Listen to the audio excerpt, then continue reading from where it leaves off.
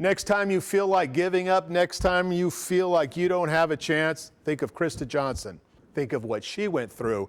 Think of what she made happen. I do. Donald Haynes stood there unblinking, answering the judge's questions with a simple, matter-of-fact voice. Yes, sir. You would think it was just another day in court if you didn't know the incredible backstory. Krista Johnson has no childhood pictures. Even though she was adopted when she was just 3 weeks old, she has no photos with mom or dad and friends.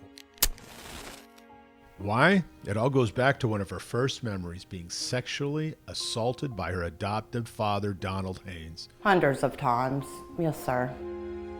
It led to her running away from home at 13, which led to her being taken into custody by Wilson County law enforcement, which gave her an opportunity to tell someone her terrible secret. He asked me, he said, "Why are you acting out like this?" And I told him, I said, I'm trying to save my sister. And he said, "From what?"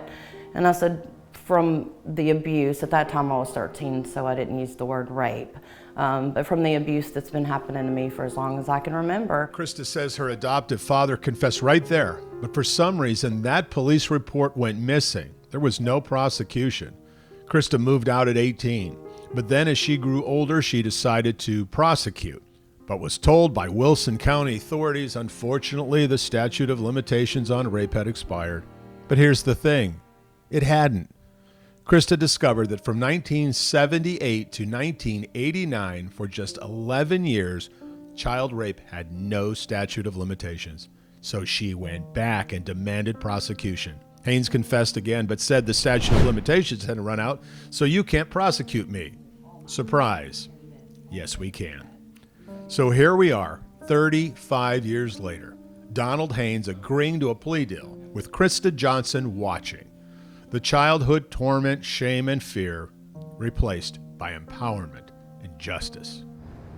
I'm so happy that I'm here today, right now, with my friends and my family. Everybody's supporting me. Thank you, Jesus.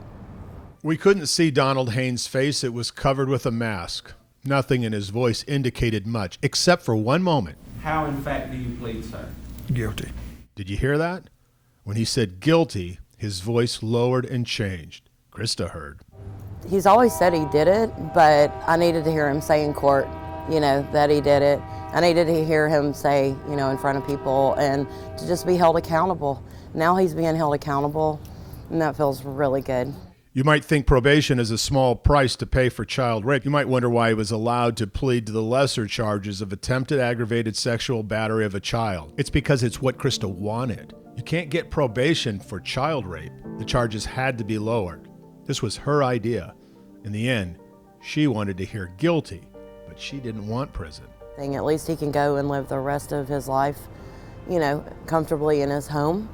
And that's what I want for him. I know it seems kind of weird, but, I still love him. Her decision. No longer a helpless child being violated. Krista is in charge and sees a future full of purpose. This is what I'm here for. This is my destiny right here. I wanted this guilty plea so that I could help everybody else that from 1978 to 1989 that were raped as a child under 13 to know now that there is no statute of limitations and we can move forward, and I want to help others as much as I possibly can. Krista says if this happened to you, reach out to her on Facebook. She wants you to know it can change everything if you can turn this around and get your justice. Look what happened to her. I'm Dennis Ferrier, Fox 17 News, your Code Red station.